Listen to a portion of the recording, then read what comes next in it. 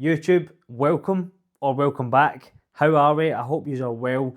In this video, I am going to cover the 6 things that I have done so very badly in the past when I've been trying to gain muscle. And I'm going to order them from the one that's made the least impact right up to the one that has made the most impact. Now, before I get cracked in here, could you do us a wee favour?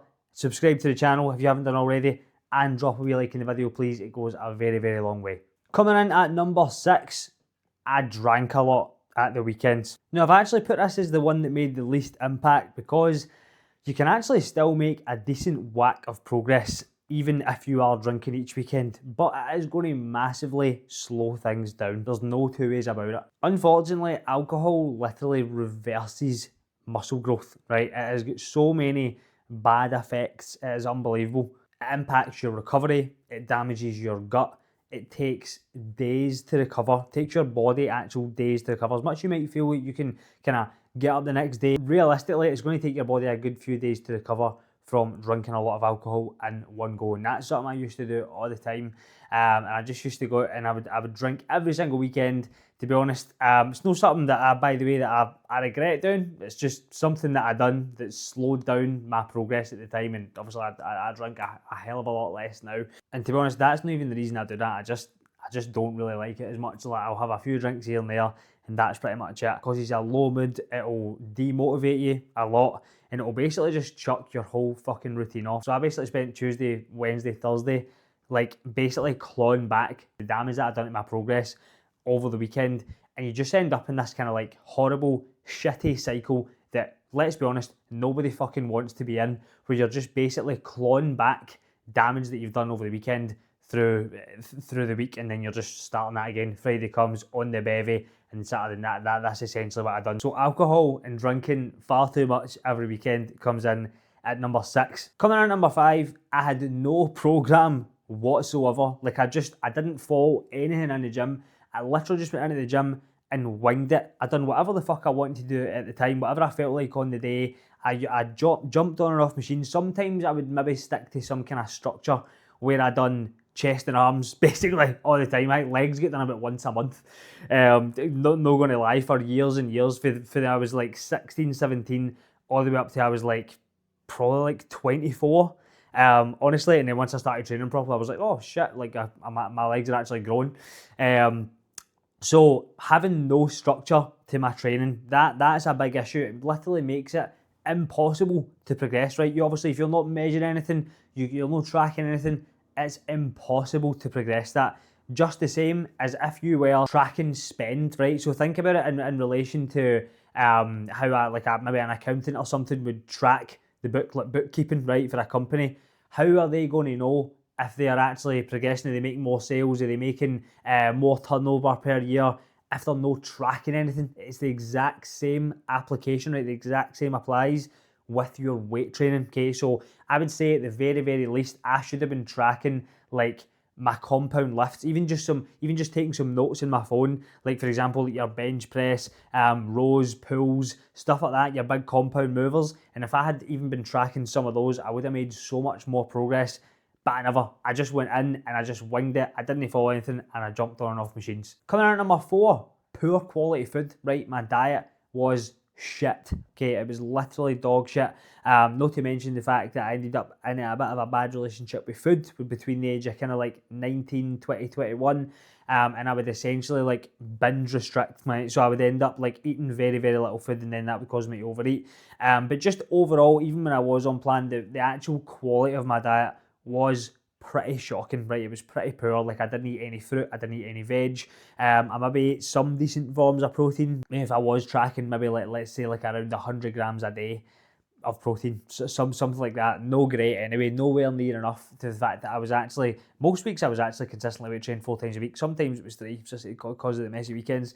But a lot of the time it was actually 4 days a week, and I was just consuming nowhere near enough protein, nowhere near enough high quality foods to actually fuel my training, and that massively held me back in my body's ability to actually build quality muscle tissue. Coming in at number 3, sleep. Okay, my sleep was literally shocking. Okay, it was so bad for years. Actually, I tell a lie, at the start, see when I started working when I was like 7, that was when I started going to the gym, by the way. I started going to the gym around when I started working, which is when I was around like, I think it was like 17 to kind of 19. My sleep was actually fine. But basically, to cut a long story short, I moved work, right, to somewhere that was really far away and I had to do a lot of travelling back and forward. I was up at 5 in the morning and I wasn't, which is, I know a lot of people, a lot of my clients go up at 5 in the morning, but I wasn't going to bed at the right time and I was essentially sacrificing my sleep for nothing really. I was just sitting scrolling on my phone and my sleep was so poor. Like I was probably sleeping like somewhere between 5 and 6.5 hours a night, probably closer towards the 5 for the best part of a couple of years. And then again, over the weekends, it was even worse. Like I would have slept less over the weekends if I was out on the sauce. So basically, sleep and poor quality sleep is massively going to hold you back when it comes to growing muscle. If you think about it, your body is not growing muscle in the gym, right? It's not, you can't grow muscle in the gym when you're lifting weights. You grow muscle at the other 23 hours of the day when you're not in the gym. When you're asleep is the time that the majority of that growing is done. Your sleep is really subpar and really low quality. You're of course going to massively hinder your body's ability to actually grow muscle, like exactly what I did. Okay, so do not make that mistake.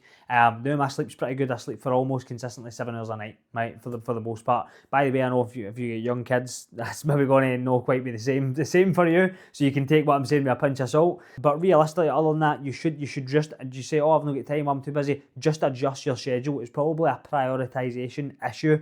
If you are not sleeping enough, it's probably not an actual lack of time. It's probably just prioritising the wrong things, okay? So bare minimum scratching the surface for guys, 6.5 hours a night. But realistically, you should be aiming for 7 or more, just like I do now. Coming out at number 2, okay? Second, the runner-up, no attention. I paid no attention whatsoever to my daily expenditure. Like I didn't pay any attention to how many steps I'd done.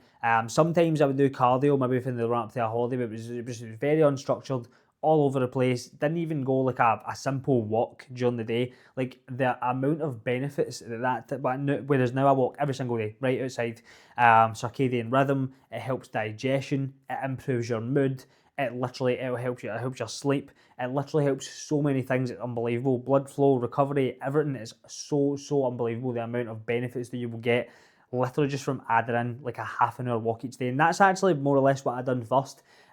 When I realised how unstructured I was being with it, I essentially just fired in like about 40 minutes of walking roughly each day. If you've got an active job during the day, you're out and about, that's totally fine. That's different. If not, you're going to need to actively go out and do some expenditure because that held me back massively. And you might be thinking like, how does that relate to gaining muscle? But it does, right? It realistically, it very much does. It literally keeps you leaner, right? So if you're trying to gain muscle, the longer you can stay lean, the better. The longer you can stay in a leaner state, the better. So if you're not doing any expenditure during the day, well, obviously you're just going to get fluffy and eventually fat.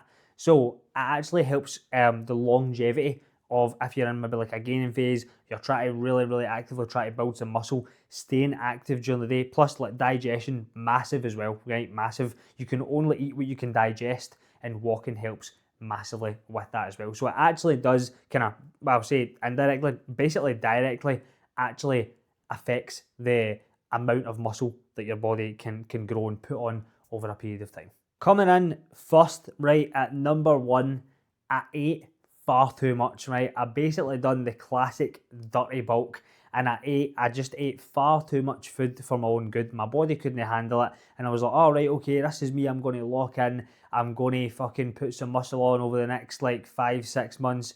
Guess what happened? I overate. I got fat. I saw my body weight go up. I saw my composition get very fluffy very quickly. And then I just canned it and said, oh, better diet again. And then I pulled my calories right back down. And I just ended up in this horrible cycle for literally fucking years, right? Years of just like trying to add muscle, eating a bit too much, pulling back. But you might have done that yourself where you're thinking, right, okay, I'm going to eat a bit more food here. I'm going to try and put some size on. And then the next thing you just get fluffy. You're hating what you see in the mirror. That massively hindered my ability to actually put muscle on. Of course, just as I was saying about that last point there, the more runway and the more longevity you have in like a structured gaining phase or a building phase, the better, right? So as soon as that happens, stop. Game's a bogey, right? So actually eating too much. You need a very, very small surplus, by the way, to gain muscle. You don't need a big surplus at all. I'm talking like as little as calculating your maintenance calories and then literally eating in like a 1 to 300 calorie surplus. That's generally what I would recommend. Unless you're like a hard gainer and you really struggle to put weight on, that's a different story. But for the majority of us, literally a very small surplus is all you need to gain quality size. And I promise you, you'll actually have such a better time doing it because it will be easier to eat. You'll be able to be more adherent to it and more consistent with it. And you're essentially automatically adding more mileage into your gaining phase, right? Into your growth phase by doing that and not overeating and stuffing your face with all the shit like what I done. And that is us, okay? The 6 things that I done so very badly wrong.